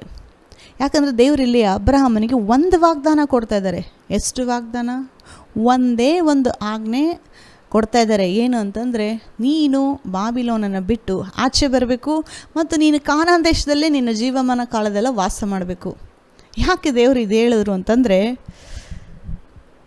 ಅಬ್ರಹಾಮನಿಗೆ ದೇವರು ಇನ್ಮೇಲೆ ದೇವರ ಮಾರ್ಗಗಳನ್ನು, ದೇವರ ಭಯ ಅನ್ನೋದನ್ನು ಹೇಳ್ಕೊಡಕ್ಕೆ ಹೋಗ್ತಾ ಇದ್ದಾರೆ. ಇನ್ಮೇಲೆ ದೇವರು ಅಬ್ರಹಾಮನಿಗೆ ಇಡೀ ಭೂಲೋಕನೇ ದೇವ್ರ ಭಯ ಇಲ್ದಿರ, ದೇವರಿಗೆ ಲೆಕ್ಕ ಕೊಡಬೇಕು ಅನ್ನೋ ಒಂದು ಆಲೋಚನೆಗಳಿಲ್ದಿರ ಬದುಕ್ತಾ ಇದ್ದಾರೆ. ದೇವರು ಅಬ್ರಹಾಮನನ್ನು ಬಾಬಿಲೋನಿಂದ ಕರೆದಿ ಕಾನಾನ್ ದೇಶದಲ್ಲಿ ವಾಸ ಮಾಡಿ, ಇಲ್ಲಿರು, ಇನ್ಮೇಲೆ ನಾನು ನಿನಗೆ ನನ್ನ ಮಾರ್ಗಗಳನ್ನು ಹೇಳ್ಕೊಡ್ತೀನಿ, ಯಾವ ರೀತಿ ದೇವ್ರಿಗೆ ಭಯಪಡಬೇಕು ಅಂತ ಹೇಳ್ಕೊಡ್ತೀನಿ, ವಿಧೇಯತ್ವ ಅನ್ನೋದು ಹೇಳ್ಕೊಡ್ತೀನಿ ಅಂತ ಹೇಳಿ ದೇವರು ಅಬ್ರಹಾಮನನ್ನು ಬಾಬಿಲೋನಿಂದ ಕರೆದ್ರು. ಬಾಬಿಲೋನಲ್ಲೇ ಹೇಳ್ಕೊಡಪ್ಪ ದೇವರೇ ಅಂತ ಕೇಳಿಲ್ಲ ಆತನು. ಯಾಕೆಂದರೆ ಬಾಬಿಲೋನ್ ದೇಶ ದೊಡ್ಡ ವಿಗ್ರಹಾರಾಧನೆ ಮಾಡುವಂಥ ದೇಶ, ಮತ್ತು ವ್ಯಭಿಚಾರ ಅನ್ನೋದು ಇನ್ನೂ ಬಹಳ ಜಾಸ್ತಿ ಇದೆ ಅಲ್ಲಿ. ಸೊ ಇಂಥ ದೇಶದ ಮಧ್ಯದಲ್ಲಿ ಅಬ್ರಹಾಮ ದೇವರ ಮಾರ್ಗಗಳನ್ನು ಕಲ್ತ್ಕೊಳ್ಳೋಕ್ಕಾಗಲ್ಲ. ದೇವರೇನು ಹೇಳ್ತಾರೆ, ದೇವರು ಒಂದೇ ದೇವ್ರನ್ನ ಆರಾಧನೆ ಮಾಡಬೇಕು ಅಂತ ದೇವರು ಹೇಳೋದು. ಅದು ಭೂಮಿ ಪರಲೋಕ ಸೃಷ್ಟಿ ಮಾಡಿರೋ ಯೆಹೋವ ತಂದೆನೇ ಆರಾಧನೆ ಮಾಡಬೇಕು. ಆದರೆ ಬಾಬಿಲೋನಲ್ಲಿ ಅನೇಕ ವಿಗ್ರಹಾರಾಧನೆ ಮಾಡ್ತಾಯಿದ್ರು. ದೇವರು ಅಬ್ರಹಾಮನಿಗೆ ಕೊಟ್ಟಿದ್ದು ಒಂದೇ ವಾಗ್ದಾನ, ಒಂದೇ ಒಂದು ಆಜ್ಞೆ, ನೀನು ಕಾನಾನ್ ದೇಶದಲ್ಲಿರಬೇಕು, ನಾನೇ ನಿನ್ನ ದೇವರಾಗಿರ್ತೀನಿ, ನಾನು ಹೇಳಿದಂತೆ ನೀನು ಮಾಡು, ಹೇಳಿದಂತೆ ನೀನು ಮಾಡುವಾಗ ನಿನ್ನನ್ನು ಒಂದು ದೊಡ್ಡ ಜನಾಂಗ ಮಾಡುವೆನು ಅಂತ ಹೇಳ್ತಿದ್ದಾರೆ. ಆ ಒಂದು ಆಜ್ಞೆನ ಅಬ್ರಹಾಮ ತನ್ನ ಜೀವಮಾನ ಕಾಲದಲ್ಲೆಲ್ಲ ನಡ್ಕೊಂಡ. ಏನೇ ಕಷ್ಟ ಬಂದರು, ಏನೇ ತೊಂದರೆ ಬಂದರು, ಆ ಒಂದು ಬರಗಾಲ ಬಂತು, ಅಬ್ರಹಾಮ ಬಾಬಿಲೋನ್ಗೆ ಹೋಗಿಲ್ಲ. ಹೆಂಡ್ತಿನ 2 ಸರಿ ಕರ್ಕೊಂಡು ಹೋಗ್ಬಿಡ್ತಾರೆ. ಫರೋಹ ಕರ್ಕೊಂಡು ಹೋಗ್ತಾನೆ, ಅಭಿಮಲೇಕ ಕರ್ಕೊಂಡು ಹೋಗ್ತಾನೆ. ಎಲ್ಲ ಕಷ್ಟಗಳು ಬರ್ತಾ ಇದೆ ದೇವರು ಹೇಳಿರೋ ಒಂದು ಜಾಗದಲ್ಲಿ ಇರೋವಾಗ. ಆದರೂ ಸಹ ಆತನು ಬಾಬಿಲೋನ್ಗೆ ವಾಪಸ್ ಹೋಗಿಲ್ಲ. ಆಮೇಲೆ ನೋಡಿ, ಮಗನಿಗೆ ಹೆಣ್ಣು ನೋಡಬೇಕು, ಹುಡುಗಿ ಬೇಕು. ಆದರೂ ಸಹ ಆತನು ಕಾನಾನ್ ದೇಶದಿಂದ ಕಾಲೆತ್ತಿ ಆಚೆ ಇಟ್ಟಿಲ್ಲ. ತನ್ನ ಸೇವಕನನ್ನು ಕಳಿಸ್ತಾ ಇದ್ದಾನೆ, ಹೋಗಿ ನಮ್ಮ ಫ್ಯಾಮಿಲಿಯಿಂದ ರೆಬೆಕ್ಕಳನ್ನ ಕರ್ಕೊಂಡು ಬಾ, ಮಗನ ಸೇವಕನ್ನ ಕಳಿಸ್ಬಿಟ್ಟು ರೆಬೆಕ್ಕಳನ್ನ ಕರ್ಕೊಂಡು ಬಾ ಅಂಥೇಳಿ ಕಳಿಸ್ತಾ ಇದ್ದಾನೆ. ಈ ಟೈಮಲ್ಲೂ ಸಹ ಅಬ್ರಹಾಮ ಒಂದು ಕಾನಾನ್ ದೇಶದಿಂದ ಕಾಲ ಆಚೆ ಇಟ್ಟಿಲ್ಲ. ಯಾಕೆಂದರೆ ದೇವರು ಹೇಳಿದ್ದಾರೆ ಇಲ್ಲೇ ಇರಬೇಕು. ಅದೇ ಅವನ ಲೈಫಲ್ಲಿ ದೇವರು ಆಶೀರ್ವಾದ ತೊಗೊಂಡು ಬರೋಕ್ಕಾಗಿದ್ದು. ಆವಾಗೇ ದೇವರು ಆತನನ್ನು ಒಂದು ದೊಡ್ಡ ಜನಾಂಗವಾಗಿ ಮಾಡೋಕ್ಕಾಗಿದ್ದು. ಮತ್ತು ಸಾರಳು ಸತ್ತಾಗೂ ಸಹ ಆತನು ಬಾಬಿಲೋನ್ಗೆ ಹೋಗಿ ಆಕೆನ ಮಣ್ಣು ಮಾಡ್ತೀನಿ, ನಮ್ಮ ನೇಟಿವ್ ಪ್ಲೇಸ್ ಅದು ಅಂತ ಹೇಳಿಲ್ಲ. ಆ ಒಂದು ಕಾನಾನ್ ದೇಶದಲ್ಲೇ ಒಂದು ಸ್ಮಶಾನನ ಪರ್ಚೇಸ್ ಮಾಡ್ತಾರೆ ಅಬ್ರಹಾಮ. ಇದೆಲ್ಲ ದೇವರು ಏನಕ್ಕೆ ರೆಕಾರ್ಡ್ ಮಾಡಿದ್ದಾರೆ ಅಂದರೆ ಒಂದು ಕಾರಣ ಇದೆ. ಏನು ಸ್ಮಶಾನ ಪರ್ಚೇಸ್ ಮಾಡೋದೆಲ್ಲ ಬೈಬಲಲ್ಲಿ ಬರೆದಿದ್ದಾರೆ ಅಂತ ಹೇಳಿ ಸುಮ್ಮನೆ ಓದೋದಲ್ಲ. ದೇವರು ಹೇಳಿದ್ರು ಕಾನಾನ್ ದೇಶದಲ್ಲಿ ಇರಬೇಕು ಅಂತಂದರೆ ಕಾನಾನ್ ದೇಶನ ತನ್ನ ಸ್ವಂತ ದೇಶ ಆಗಿ ಅಬ್ರಹಾಮ ಒಪ್ಕೊಂಡ. ಇದು ದೇವರಿಗೆ ವಿಧೇಯನಾಗಿ ಮಾಡ್ತಾ ಇರುವಂಥ ಕಾರ್ಯಗಳು. ಈ ವಿಧೇಯತ್ವನೇ ದೇವರು ಎದುರು ನೋಡ್ತಾ ಇದ್ದಿದ್ದು. ನಾನು ಹೇಳಿರೋ ಮಾತನ್ನು, ನಾನು ಕೊಡೋ ಆಜ್ಞೆನ ಯಾರಾದರೂ ನಡ್ಕೊತಾರ? ಆ ಒಂದು ನಡ್ಕೊಳೋವಾಗ, ನನಗೆ ಭಯಪಡುವಾಗ ನಾನು ಆತನ ಮೂಲಕ ಮೆಸ್ಸಯ್ಯನ ಕರ್ಕೊಂಡು ಬರ್ಬೋದು ಅಂತ ದೇವ್ರು ಕಾಯ್ತಾಯಿದ್ರು. ಸೊ ಅಬ್ರಹಾಮ ದೇವ್ರು ಹೇಳ್ದಂಗೆ ಮಾಡ್ದ. ಅದಕ್ಕೆ ದೇವರು ಆತನನ್ನು ಒಂದು ದೊಡ್ಡ ಜನಾಂಗವಾಗಿ ಮಾಡಿದ್ರು. ದೊಡ್ಡ ಜನಾಂಗ, ಅಬ್ರಹಾಮನ ಮೂಲಕ ಬಂದಂಥ ಜನಾಂಗ ಯಾರು ಗೊತ್ತಾ? ಅದೇ ಇಸ್ರಾಯೇಲ್ ಜನಾಂಗ. ಅಬ್ರಹಾಮನ ಮೂಲಕ ಬಂದಂಥ ಎಲ್ಲ ಸಂತತಿನೇ ಇಸ್ರಾಯೇಲ್ ಜನಾಂಗ ದೇವರು ಮಾಡಿದ್ದು. ದೇವರು ಯಾಕೋಬನಿಗೆ ಹೇಳ್ತಾರೆ, ನೀನು ಇನ್ನು ಮೇಲೆ ಯಾಕೋಬೆಂದು ಕರೆಯಲ್ಪಡುವುದಿಲ್ಲ, ಇನ್ನು ಮೇಲೆ ನೀನು ಇಸ್ರಾಯೇಲ್ ಅಂತ ಹೇಳಿ ಕರೆಯಲ್ಪಡ್ತೀಯ. ಇಸ್ರಾಯೇಲ್ ಅನ್ನೋ ಪದ ಮೊದಲನೇ ಸಾರಿ ಬೈಬಲಲ್ಲಿ ಕಾಣಿಸ್ಕೊಂಡಿರೋದು ಅಲ್ಲೇ. ಇನ್ನು ಮೇಲೆ ನೀನು ಯಾಕೋಬ ಅಲ್ಲ, ಇನ್ನು ಮೇಲೆ ನೀನು ಇಸ್ರಾಯೇಲ್ ಅಂದರೆ ನಿನ್ನನ್ನು ನಾನು ದೊಡ್ಡ ಜನಾಂಗವಾಗಿ ಮಾಡ್ತೀನಿ, ಇಸ್ರಾಯೇಲ್ ಜನಾಂಗ ನಿನ್ನ ಮೂಲಕ ಬರುತ್ತೆ ಅಂತ ಹೇಳಿ ದೇವರು ಹೇಳಿದ್ದು. ಮತ್ತು ಇಸ್ರಾಯೇಲ್ ಜನಾಂಗ ಏನಕ್ಕೆ ಬರಬೇಕು? ಇಸ್ರಾಯೇಲ್ ಜನಾಂಗ ದೇವರು ಮಾಡಿದ್ದು ಯಾವ ಉದ್ದೇಶದಿಂದ ಅಂತಂದರೆ, ಏನೋ ಇಸ್ರಾಯೇಲ್ನ ಆಶೀರ್ವಾದ ಮಾಡಬೇಕು ಅನ್ನೋ ಉದ್ದೇಶದಿಂದ ಏನಲ್ಲ. ಅಂದರೆ ದೇವರು ಇಸ್ರಾಯೇಲ್ನ ಆಶೀರ್ವಾದ ಮಾಡಿದ್ರು, ಮೇನ್ ಪರ್ಪಸ್ ಇಸ್ರಾಯೇಲ್ ದೇಶ ದೇವರು ಮಾಡಿದ್ದು ಯಾವ ಒಂದು ಕಾರಣಕ್ಕೆ ಅಂತಂದರೆ, ಮೆಸ್ಸಯ ಹುಟ್ಟು ಬರಬೇಕು. ಅಬ್ರಾಹ್ಮನ ದೇವರು ಕರೆದಿದ್ದು ಮೆಸ್ಸಯ ಹುಟ್ಟು ಬರೋದಕ್ಕೆ, ಅಬ್ರಾಹ್ಮನನ್ನು ರೆಡಿ ಮಾಡೋದಕ್ಕೆ. ಮತ್ತು ಅಬ್ರಾಹ್ಮನ ದೇವರು ಕಾನಾನ್ ದೇಶದಲ್ಲಿ ಇರುವಂದಿದ್ದು ಆತನ ಮೂಲಕ ಮೆಸ್ಸಯ್ಯನ ಕರ್ಕೊಂಡು ಬರಬೇಕು, ಮೆಸ್ಸಯ್ಯ ಹುಟ್ಟು ಬರಬೇಕು ಅನ್ನೋ ಒಂದು ಉದ್ದೇಶದಿಂದನೇ ಅಬ್ರಾಹ್ಮನ ಕರೆದಿದ್ದು, ಕಾನಾನ್ ದೇಶದಲ್ಲಿ ಇರುವಂದಿದ್ದು. ಅದಾದಮೇಲೆ ಅವರೆಲ್ಲರೂ ಹೋಗಿ ಯಾಕೋಬನ ಸಂತತಿ ಐಗುಪ್ತ ದೇಶದಲ್ಲಿ ಒಂದು ದೊಡ್ಡ ಜನಾಂಗ ಆಗಿದ್ದು, ಆ ಜನಾಂಗನೇ ಇಸ್ರಾಯೇಲ್ ಅಂತ ಹೇಳಿ ಕರೆಯಲ್ಪಟ್ಟಿದ್ದು. ಇಸ್ರಾಯೇಲ್ನ ದೇವರು ಆ ದೇಶನ ರೆಡಿ ಮಾಡಿದ್ದೆ ಮೆಸ್ಸಯ್ಯನ ಕರ್ಕೊಂಡು ಬರಬೇಕು ಅಂತ ಹೇಳಿ. ಮತ್ತು ಅದಾದಮೇಲೆ ದೇವರು ಇಸ್ರಾಯೇಲ್ರನ್ನ ಐಗುಪ್ತ ದೇಶದಿಂದ ಕರ್ಕೊಂಡು ಬಂದು ಆಚೆಗಡೆ ಕರ್ಕೊಂಡು ಬರ್ತಾರೆ, ಕಾನಾನ್ ದೇಶಕ್ಕೆ ಕರ್ಕೊಂಡು ಹೋಗಬೇಕು ಅನ್ನೋವಾಗ. ಕಾನಾನ್ ದೇಶಕ್ಕೆ ಕರ್ಕೊಂಡು ಬರೋವಾಗ ದೇವರು ಒಂದು ಲಾ ಕೊಡ್ತಾರೆ, ಧರ್ಮಶಾಸ್ತ್ರ. ಮೋಶೆ ಮೂಲಕ ದೇವರು ಸೀನಾಯಿ ಬೆಟ್ಟದ ಮೇಲೆ ಆಜ್ಞೆಗಳು ಕೊಡ್ತಾರೆ, 10 ಆಜ್ಞೆಗಳು ಮತ್ತು ಬೇರೆ ಆಜ್ಞೆಗಳು ನೀವೆಲ್ಲ ಓದಿರ್ತೀರ. ಏನಕ್ಕೆ ಕೊಡ್ತಾ ಇದ್ದಾರೆ ದೇವರು ಇದೆಲ್ಲ ಅಂತಂದರೆ, ಇಸ್ರಾಯೇಲ್ನ ದೇವರು ಪರಿಶುದ್ಧ ಜನಾಂಗ ಅಂತ ಹೇಳಿ ಕರೀತಾ ಇದ್ದಾರೆ. ವಿಮೋಚನ ಕಾಂಡ 19ನೇ ಅಧ್ಯಾಯದಲ್ಲಿ, ಇನ್ನು ಮೇಲೆ ನೀವು ನನಗೆ ಆರಿಸಲ್ಪಟ್ಟಂಥ ಜನಾಂಗ, ಪರಿಶುದ್ಧ ಜನಾಂಗ, ನೀವು ಸಪ್ರೇಟಾಗಿರಬೇಕು, ಅನ್ಯ ಜನರ ಜೊತೆ ಇಜ್ಜೋಡಾಗಬಾರ್ದು, ನಾನು ಕೊಟ್ಟಿರುವಂಥ ಒಂದು ಲಾ ಧರ್ಮಶಾಸ್ತ್ರವನ್ನು ನೀವು ಪಾಲಿಸಬೇಕು, ನಾನು ಕೊಟ್ಟಿರೋ ಆಜ್ಞೆಗಳನ್ನು ನೀವು ನಡ್ಕೊಳ್ಬೇಕು, ಅದನ್ನು ನಾನು ಹೇಳಿರೋ ಒಂದು ಧ್ವನಿಗೆ ನೀವು ವಿಧೇಯರಾಗಬೇಕು. ಹೀಗೆ ನೀವು ವಿಧೇಯರಾಗೋದಾದರೆ ನೀವು ಒಂದು ಪರಿಶುದ್ಧ ಜನಾಂಗ, ನಾನು ಆರಿಸಿಕೊಂಡಂಥ ಜನಾಂಗವಾಗಿರ್ತೀರಾ ಅಂತ ಹೇಳಿ ದೇವರಲ್ಲಿ ಹೇಳಿದ್ರು. ನೋಡಿ, ಕೆಲವ್ರಿಗೆ ಒಂದ್ಸರಿ ಯಹೂದಿಯರ ಮೇಲೆ ಕೋಪ ಬರುತ್ತೆ, ನೀವೇನು ಪರಿಶುದ್ಧರಾ, ನಾವೆಲ್ಲ ಪಾಪಿಗಳ ಅಂತ ಹೇಳ್ತೀವಿ. ಒಂಥರ ಇಸ್ರಾಯೇಲ್ಗೆ ವಿರೋಧವಾಗಿ ಜನ ಮಾತಾಡ್ತಾರೆ. ಇವ್ರನ್ನ ಸಪ್ರೇಟಾಗಿರಬೇಕು, ಪರಿಶುದ್ಧವಾಗಿರಬೇಕು, ಅನ್ಯ ಜನರ ಜೊತೆ ಮದುವೆ ಆಗಬಾರ್ದು, ಮಿಂಗಲ್ ಆಗಬಾರ್ದು ಅಂಥೇಳಿ ಯಾರು ಹೇಳ್ಕೊಡ್ರು ಇಸ್ರಾಯೇಲ್ರಿಗೆ? ಅದೇನಾದರೂ ಇಸ್ರಾಯೇಲ್ರ ತಲೆ ಮೇಲೆ ಅವರೇ ಡಿಸೈಡ್ ಮಾಡಿ, ಅವರೇ ಆಲೋಚನೆ ಮಾಡಿ ನಾವು ಹಿಂಗೆ ಮಾಡಬೇಕು ಅಂತ ಅಂದ್ಕೊಂಡ್ರಾ? ಇಲ್ಲ. ಆ ಒಂದು ಆಜ್ಞೆ ಸಪ್ರೇಟಾಗಿರಬೇಕು, ಪರಿಶುದ್ಧವಾಗಿರಬೇಕು ಅಂತ ಹೇಳಿ ದೇವರೇ ಅವ್ರಿಗೆ ಆಜ್ಞೆ ಕೊಟ್ಟಿದ್ದು. ಸೊ ಯಾಕೆ ಅಂತಂದರೆ ಇದೇ ರೀಸನ್ನು. ನಾವು ಓದ್ವಲ್ಲ, ಭೂಲೋಕದ ಜನಾಂಗ ಎಲ್ಲರೂ ಕೆಟ್ಟೋಗಿದ್ರು, ಎಲ್ಲರೂ ದೇವರಿಗೆ ಭಯಪಡ್ದಿರ ತಮಗಿಷ್ಟ ಬಂದದ್ದು ಮಾಡ್ತಾಯಿದ್ರು. ದೇವರು ಇಸ್ರಾಯೇಲ್ನ ಆರಿಸ್ಕೊಂಡಿದ್ದು ಏನಂತಂದರೆ, ದೇವ್ರಿಗೆ ಭಯಪಡಬೇಕು, ದೇವ್ರು ಹೇಳಿದ್ದು ಅವ್ರು ಮಾಡಬೇಕು. ಮತ್ತು ದೇವರ ಮಾರ್ಗಗಳು ಲೋಕದಲ್ಲಿ ಪ್ರಿಸರ್ವ್ ಮಾಡಬೇಕು. ದೇವರ ಮಾರ್ಗಗಳು, ದೇವರ ಆಲೋಚನೆಗಳು, ದೇವರ ಒಂದು ಆಜ್ಞೆಗಳು, ಧರ್ಮಶಾಸ್ತ್ರ ಒಂದು ಜನಾಂಗದಿಂದ ಇನ್ನೊಂದು ಜನಾಂಗಕ್ಕೆ, ಒಂದು ಸಂತತಿಯಿಂದ ಇನ್ನೊಂದು ಸಂತತಿಗೆ ಅದು ಟ್ರಾನ್ಸ್ಫರ್ ಆಗಬೇಕು. ಆ ಒಂದು ಮಾರ್ಗಗಳು ಅಳೆದು ಹೋಗಬಾರ್ದು, ಆ ಮಾರ್ಗಗಳನ್ನು ಜನಗಳು ಬಿಟ್ಟಬಾರ್ದು. ಯಾಕೆಂದರೆ ದೇವರು ಕೊಡುವಂಥ ಆಜ್ಞೆಗಳಲ್ಲಿ ಲೈಫ್ ಇದೆ, ಆಶೀರ್ವಾದ ಇದೆ, ಎಲ್ಲವೂ ಅದರಲ್ಲಿದೆ. ಸೊ ಅದನ್ನು ಒಂದು ಸಂತತಿಯಾಗಿ ಇನ್ನೊಂದು ಸಂತತಿ ಬರುವಾಗ ಇಸ್ರಾಯೇಲ್ ಸಂತತಿ ಮೂಲಕ ದೇವರು ಅದನ್ನು ಪ್ರಿಸರ್ವ್ ಮಾಡ್ಕೊಂಡು ಬಂದರು. ಇವರೇನಾದರೂ ಅನ್ಯ ದೇಶದ ಜೊತೆ ಮದುವೆ ಆಗಿ ಅವ್ರ ಜೊತೆ ಇಜ್ಜೋಡಾಗಿದ್ದರೆ, ಇವರು ಮೊದಲು ಏನು ಮಾಡ್ತಾಯಿದ್ರು ಅಂದರೆ, ಅನ್ಯ ದೇಶದವರು ಒಬ್ಬನೇ ದೇವ್ರನ್ನ ಆರಾಧನೆ ಮಾಡಬಾರ್ದು, ಅನೇಕ ದೇವರನ್ನ ಆರಾಧನೆ ಮಾಡಬೇಕು ಅಂತ ಹೇಳ್ಕೊಡ್ತಾಯಿದ್ರು. ಅನೇಕ ದೇವ್ರನ್ನ ಆರಾಧನೆ ಮಾಡಬೇಕಾದ್ರೆ ಏನಾಗುತ್ತೆ ಅಂದರೆ, ಈ ಒಂದು ದೇವ್ರು ಹೇಳಿದ್ದು ಯಾಕೆ ಕೇಳಬೇಕು ನಾವು ಅಂತ ಹೇಳಿ ಬರುತ್ತಲ್ಲ ಆಲೋಚನೆ. ಈ ಒಂದು ರೀಸನಿಂದನೇ ದೇವರು ಅನ್ಯ ಜನರ ಜೊತೆ ಜೋಡಾಗಬೇಡಿ, ನನ್ನ ಮಾರ್ಗಗಳು ಬೇಡ ಅಂತ ಹೇಳಿ ಅವ್ರು ನಿನಗೆ ಹೇಳ್ಕೊಡ್ತಾರೆ, ದೇವ್ರಿಗೆ ಭಯಪಡಬೇಡ ಅಂತ ಹೇಳಿ ನಿಮ್ಗೆ ಹೇಳ್ಕೊಡ್ತಾರೆ. ಆದರೆ ನೀವು ಇಸ್ರಾಯೇಲ್ ಜನಾಂಗ, ನಾನು ಹೇಳೋದು ನೀವು ಮಾಡಿದ್ರೆ ನಿಮ್ಮನ್ನು ನಾನು ಆಶೀರ್ವಾದ ಮಾಡ್ತೀನಿ.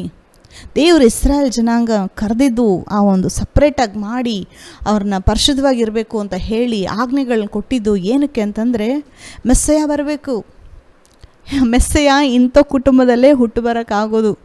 ದೇವರ ಮಾರ್ಗಗಳನ್ನು ನಡೆಸಿ ದೇವರಿಗೆ ವಿಧೇಯರಾಗಿ ದೇವರು ಹೇಳಿದಂತೆ ಮಾಡುವಂಥ ಆ ಕುಟುಂಬದ ಮೂಲಕನೇ ದೇವರು ಮೆಸ್ಸಯ್ಯನ ಕರ್ಕೊಂಡು ಬರೋಕ್ಕಾಗೋದು. ಮೆಸ್ಸಯ್ಯ ಏನೋ ದೇವರಿಗೆ ಭಯಪಡದೇ ಇರೋ ಮನೆಯಲ್ಲಿ ಹುಟ್ಟಿದ್ರೆ, ಇಲ್ಲ ಒಂದು ಆ ಒಂದು ನೋವನ ಕಾಲದಲ್ಲಿ ಇರೋ ಒಂದು ಜನಾಂಗದ ಮಧ್ಯದಲ್ಲಿ ಮೆಸ್ಸಯ್ಯ ಹುಟ್ಟು ಬಂದಿದ್ರೆ ತಂದೆ ತಾಯಿ ಮೆಸ್ಸಿಯನ್ಗೆ ಏನು ಟೀಚ್ ಮಾಡ್ತಾಯಿದ್ರು? ಮರಿ ಹೇಳ್ತಾರ ದೇವ್ರ ವಚನ ಟೀಚ್ ಮಾಡ್ತಾಯಿದ್ರಾ? ಇಲ್ಲ. ಇದೆಲ್ಲ ದೇವರು ಪ್ಲ್ಯಾನ್ ಮಾಡಿ ಆ ಒಂದು ಕಾಲದಿಂದ ಮೆಸ್ಸಯ್ಯ ಬರೋದಕ್ಕೆ ಪ್ರಿಪರೇಷನ್ನು ಮತ್ತು ಒಂದು ಪ್ರಾಸೆಸ್ ನಡೀತಾ ಇದೆ ಇಲ್ಲಿ. ಆ ಒಂದು ಸಿದ್ಧತೆ, ಆ ಒಂದು ಕಾರ್ಯರೂಪವಾಗಿ ಥಿಂಗ್ಸ್ ಮಾಡೋದು, ಮೆಸ್ಸಯ್ಯ ಬರೋದಕ್ಕೆ ದೇವರು ಅಬ್ರಾಹ್ಮನ ಮೂಲಕ ಅವ್ರ ಮಗ ಅದಾದಮೇಲೆ ಇಸ್ರಾಯೇಲ್ ಜನಾಂಗ, ಅದಾದಮೇಲೆ ಮುಂದೆ ನಾವು ಪ್ರವಾದಿಗಳ ಬಗ್ಗೆ ಬರೋ ವಾರ ಧ್ಯಾನ ಮಾಡೋಣ. ಇದೆಲ್ಲ ದೇವರು ಪ್ರಿಪೇರ್ ಮಾಡ್ತಾ ಇರೋದು ಮೆಸ್ಸಯ್ಯನ ಕರ್ಕೊಂಡು ಬರಬೇಕು ಅಂತ, ದೇವರ ಮಾರ್ಗಗಳು ಪ್ರಿಸರ್ವ್ ಆಗಬೇಕು ಅಂತ. ಅಬ್ರಾಹ್ಮನ ದೇವರು ಆರಿಸ್ಕೊಂಡಿದ್ದು ಏನಕ್ಕೆ ಅಂತಂದರೆ, ದೇವರಿಗೆ ವಿಧೇಯನಾಗಿ ನಡೆದರೆ ಆತನನ್ನು ಜನಾಂಗವಾಗಿ ಮಾಡ್ತೀನಿ ಅಂದರು ದೇವರು. ಆದರೆ ಅಬ್ರಾಹ್ಮ ನೋಡಿ ದೇವರಿಗೆ ವಿಧೇಯನಾಗಿ ನಡ್ಕೊಂಡ. ನಂಬಿಕೆಯಲ್ಲಿಯೂ ಕಷ್ಟ ಬಂದರೂ ದೇವರಿಗೆ ಅವಿಧೇಯನಾಗಿಲ್ಲ ಈ ವಿಷಯದಲ್ಲಿ. ಬೇರೆ ತಪ್ಪುಗಳು ಮಾಡಿದ್ದಾನೆ ಅಬ್ರಾಹ್ಮ, ಆದರೆ ಕಾನಾನ್ ದೇಶದಲ್ಲಿ ಇರು ಅನ್ನೋದು ಜೀವನ ಪೂರ್ತಿ ಗಟ್ಟಿಯಾಗಿ ಇಟ್ಕೊಂಡಿದ್ದ ಅಬ್ರಾಹ್ಮ. ಅದಕ್ಕೆ ದೇವರು ಆತನನ್ನು ದೊಡ್ಡ ಜನಾಂಗವಾಗಿ ಮಾಡೋಕ್ಕಾಯಿತು. ಮತ್ತು ಆ ಜನಾಂಗದ ಮೂಲಕ ದೇವರು ಮೆಸ್ಸಯ್ಯನ ಕರ್ಕೊಂಡು ಬರೋದಕ್ಕೆ ಸಾಧ್ಯವಾಯಿತು. ಮೆಸ್ಸಯ್ಯ ಬಂದಿದ್ದಕ್ಕೆ ನಿಮಗೂ ನಮಗೂ ಪಾಪದಿಂದ ಬಿಡುಗಡೆ ಈ ದಿನ ಸಿಕ್ಕಿದೆ. ಮೆಸ್ಸಯ್ಯ ಅನ್ನೋದು ನಮಗೆಲ್ಲ ಗುಡ್ ನ್ಯೂಸು. ಬರೀ ಕೇವಲ ಇಸ್ರಾಯೇಲ್ರಿಗೆ ಮಾತ್ರ ಅಲ್ಲ, ಮೆಸ್ಸಯ್ಯ ಅನ್ನೋದು ಯೇಸು ಕ್ರಿಸ್ತ ನಮಗೂ ರಕ್ಷಕನು. ಆ ಯಹೂದ್ಯರ ಮೂಲಕ ದೇವರು ಯೇಸು ಕ್ರಿಸ್ತ ಹುಟ್ಟು ಬಂದಿದ್ದು, ಆದರೆ ಯಹೂದ್ಯರ ಮೂಲಕನೇ ದೇವರು ನಮಗೂ ರಕ್ಷಣೆ ಕೊಟ್ಟಿದ್ದು. ಅಬ್ರಾಹ್ಮ ಮಾಡಿರೋದು ಒಂದು ದೊಡ್ಡ ಪಾರ್ಟ್ ಇದೆ ಇದರಲ್ಲಿ. ಅದಕ್ಕೆ ದೇವರು ಅಬ್ರಾಹ್ಮನನ್ನು ಅನೇಕ ಜನಾಂಗಗಳಿಗೆ ತಂದೆ ಅಂತ ಹೇಳಿ ಕರೆಯೋದು. ಮೆಸ್ಸಯ್ಯ ಬಂದಿದ್ದಕ್ಕೆ ನಿಮಗೂ ನಮಗೂ ಪಾಪದಿಂದ ಬಿಡುಗಡೆ. ಮೆಸ್ಸಯ್ಯ ಬಂದಿದ್ದಕ್ಕೆ ನಿಮಗೂ ನಮಗೂ ನರಕದಿಂದ ಬಿಡುಗಡೆ. ಮೆಸ್ಸಯ್ಯ ಲೋಕದಲ್ಲಿ ಬಂದಿದ್ದಕ್ಕೆ ನಿಮಗೂ ನಮಗೂ ಬಡತನದಿಂದ ಬಿಡುಗಡೆ, ಅನಾರೋಗ್ಯದಿಂದ ಬಿಡುಗಡೆ.